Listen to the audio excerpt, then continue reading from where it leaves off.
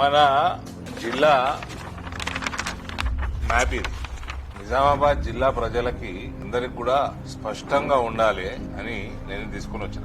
ఇక్కడ ఈ మూలకి బోధన్ పట్టణం, ఈ మార్క్ చేసింది ఎన్ఎస్ఎఫ్ ల్యాండ్. ఇది ఫ్లోరోసెంట్ మార్క్ చేసింది ఇది ఎన్ఎస్ఎఫ్ ల్యాండ్.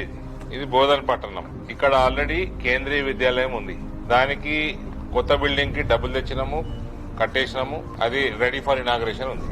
ఈ నెక్స్ట్ అకాడమిక్ ఇయర్ క్లాసులు స్టార్ట్ అవుతాయి. నిజామాబాద్ టౌన్, ఇక్కడ ఒక కేంద్రీయ విద్యాలయం ఉంది. ఇది బోధను తర్వాత ఇది బాన్స్వాడ సెగ్మెంట్ స్టార్ట్ అవుతుంది. ఇక్కడ ఎక్కడనో నిజాం సాగర్ మండలం ఉంటుంది. ఆడ ఆల్రెడీ జవహర్ నవోదయ ఉంది.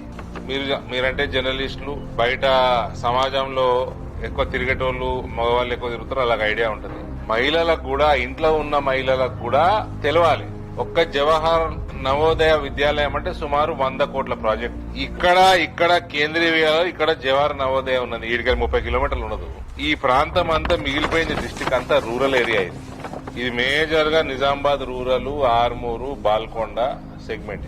ఇక్కడ ఈ ఏరియాకి అంతటికి సెంటర్ అవుతుందని ఇక్కడ జక్రాన్పల్లి మండలంలో కలిగోట్లో మనము అందరు ఎమ్మెల్యేలతో మాట్లాడి, అన్ని పార్టీలతో మాట్లాడి, ఇక్కడ ముఖ్యమంత్రి దగ్గరకు పోయిన బదనామైనా కూడా, బదనాం అవుతావు నువ్వు ముఖ్యమంత్రిని కలిస్తే అరవింద్, మార్పులు చేర్పులు ఉన్నాయి పార్టీలో, నువ్వు పోవద్దు ఇప్పుడు అని చెప్పినా కూడా ఈ రాజకీయాలను పక్కకు పడేసి నేను ఆనాడు నాయంబడ జగిత్యాలు ఎమ్మెల్యే ఇద్దరం కలిసి నిజామాబాద్ జిల్లా, జగిత్యాల జిల్లా నవోదయ ప్లేసులు అక్కడ జిల్లాలో అక్కడ ఎమ్మెల్యేలు అందరితో మాట్లాడినా. నా పార్లమెంట్ నియోజకవర్గం కూడా బయట కూడా మాట్లాడినా. సో అక్కడ ఒక ప్రపోజల్ ఆ నవోదయకి చేసుకుని నిజామాబాద్ జిల్లాకి ఈ మిగిలిన area, specially rural background area centre ఇక్కడ సెలెక్ట్ చేసి సీఎం కి మాట్లాడి ఎక్స్ప్లెయిన్ చేసి వచ్చి సీఎం అప్పటిదప్పుడే ఇమీడియట్ గా క్లియర్ చేయమని చెప్పాడు. రెండు కూడా వాళ్ళు ఎమ్మెల్యే ఉన్నాడు, నేను అందరితో మాట్లాడినా అని చెప్పిన. ఆయన అన్ని విన్నాడు, మస్తు సమయం ఇచ్చిండు, క్లియర్ ఇన్స్ట్రక్షన్ ఇచ్చిండు చేసేమో. ప్లస్ నేను ఇక్కడ తీసుకుంది ఇది మా బీజేపీ ఎమ్మెల్యే నియోజకవర్గం కూడా కాదు, ఈ కాంగ్రెస్ ఎమ్మెల్యే నియోజకవర్గం. నాకు అందరికంటే ఎక్కువ ప్రెషర్ రాకేష్ రెడ్డి తోటి.